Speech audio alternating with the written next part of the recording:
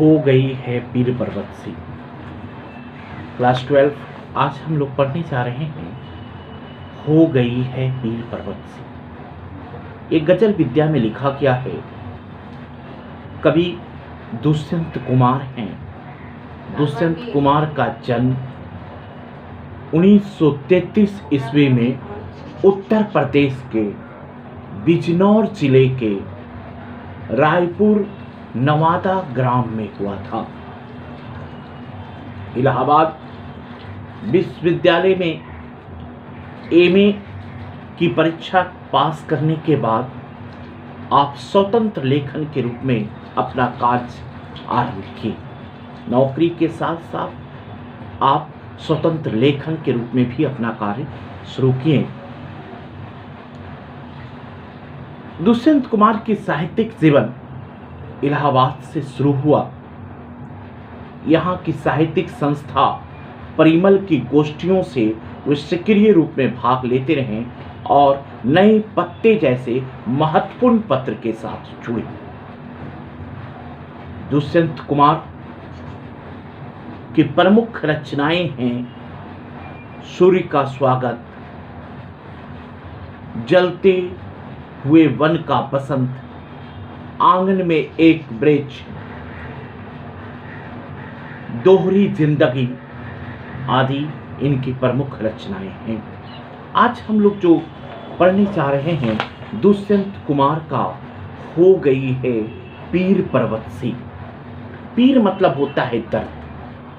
कवि प्रस्तुत गजल में कहना चाहता है कि आजादी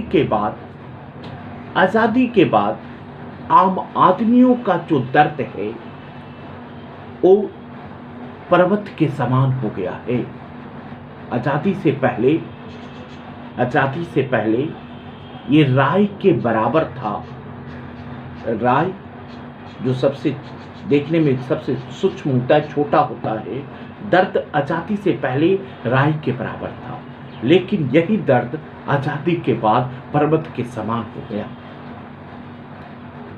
कभी आम आदमियों की जिंदगी के बारे में बतलाता है कि राज किसी का भी हो, राम राज हो या रावण राज हो, किसानों की स्थिति, मजदूरों की स्थिति, गरीबों की स्थिति में सुधार नहीं हुआ है। और कभी यहाँ पर कहना चाहता है सुधार लाने के लिए कि जब तक इस गरीबों की स्थिति को सुधारा नहीं जा सकता, जब तक आंदोलन जो है, क्रांति जो है, जब तक हर गली से, हर चौराहे से, हर घर से जब तक आंदोलन नहीं उठेगा, जब तक क्रांति नहीं उठेगा, तब तक हम गरीबों की स्थिति को हम सुधार नहीं सकते हैं। प्रस्तुत कविता में कवि लिखता है हो गई है पीर पर्वत सी, पिघलनी चाहिए इस हिमालय से कोई गंगा निकलनी चाहिए।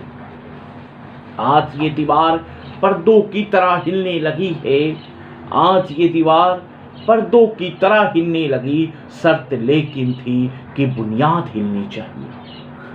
कवि का कहना है कि वर्तमान शासन व्यवस्था के विभिन्न तिलकमों के कारण आज साधारण जनता की व्यथा, आज साधारण जनता का दर्द पहाड़ के समान विशालकाय हो गई है। कवि के अनुसार जैसे भगीरथ ने अपने कठिन तपस्या के बाद हिमालय की कोख से पवित्र गंगा की जलधारा को प्रवाहमान करके बंजर सूखी धरती को हरियाली प्रदान की,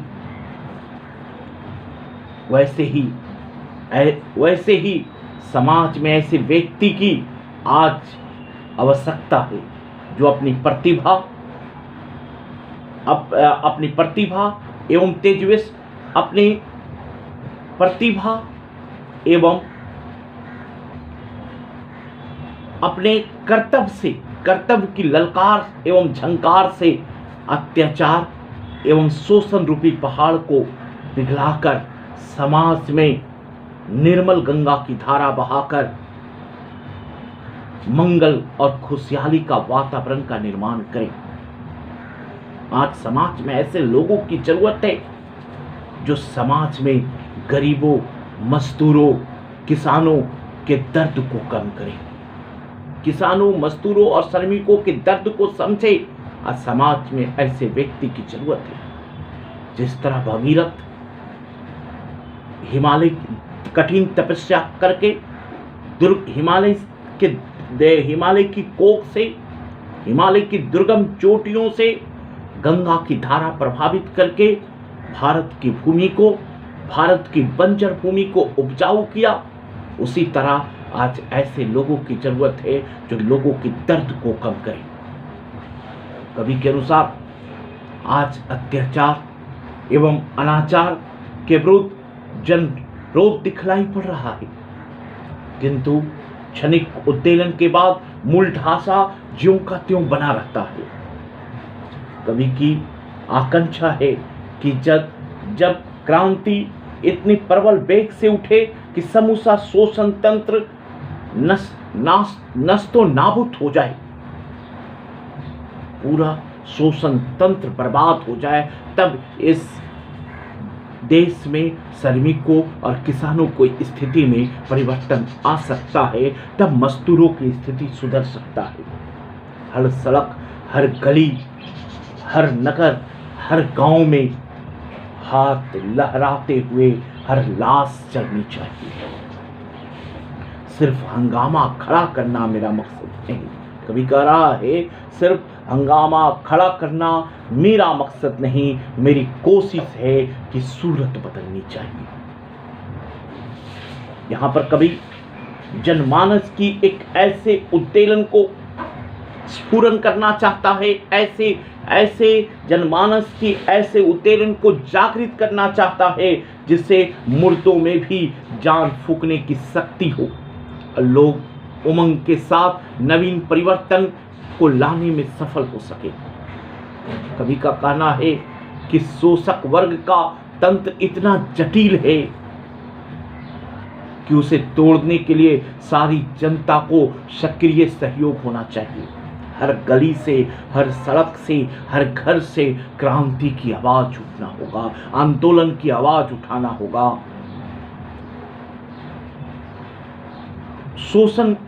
शोषक वर्ग का तंत्र इतना जटिल है कि उसे तोड़ने के लिए सारी जनता को सक्रिय और सहयोग होना चाहिए। इसलिए आज लोग चाहे नगर में रहते हो या गांव में, वो अपने हाथ लहराते हुए उमंग के साथ सत्ता के खिलाफ संगठित हो जाए। कभी लोगों को यह एहसान दिलाना चाहता है कि वो अपने मुर्दा दिली को त्याग कर जिंदा दिली का स्वरूप को अपनाएं, क्योंकि जिंदगी जिंदा दिली का नाम है। कवि का उपदेश है कि केवल चिल्लाने से या केवल हंगामा खड़ा करने से, हल्ला बोलने से ये देश की स्थिति में परिवर्तन नहीं किया जा सकता है। इसके लिए वर्तमान के पूर्ण स्वरूप को बदलना होगा, तभी इस देश के श्रमिकों का, इस देश के किसानों का, मजदूरों का, गरीबों की हालत सुधर सकता है। यहाँ पर लास्ट पंक्ति में कवि कह रहा है, मेरे सीने में नहीं तो तेरे सीने में सही हो कहीं भी आग, लेकिन आग जलनी चाहिए।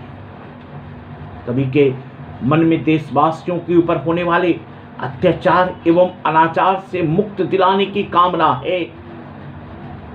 इसलिए वो क्रांतिकारी विचारों की आग जहां कहीं से भी हो, उसे धधकने की प्रेरणा देता है कि मेरे सीने में नहीं तो तेरे सीने में सही हो कहीं भी आग, लेकिन आग जलनी चाहिए। क्रांति कहीं से भी उठनी चाहिए। उसके अनुसार आग चाहे उसके हृदय के हो या गैर के हृदय से, उसे भड़कने के बिना परिवर्तन क्या है, असंभव है। कवि ऐसे व्यक्ति को तलाशना चाहता है, समाज से ऐसे व्यक्ति को उठाना चाहता है जो समाज के बुराइयों वो समाज के बुराइयों को मिटा सके, समाज के भ्रष्टाचारियों को मिटा सके, समाज में जो गलत है उसके प्रति आवाज़ उठा सके, लोगों को एकजुट होकर समाज में जो बुराइयां पनप रही है उसको मिटा सके। इसलिए कवि ने इस कविता का शीर्षक दिया है, हो गई है पीर पर्वत सी। आज़ादी के बाद जो दर्द राय के बराबर था अब वो पहाड़ के समान हो गया है। धन्यवाद। ये गजल छोटा सा गजल था, मैंने इसको पढ़ा दिया है।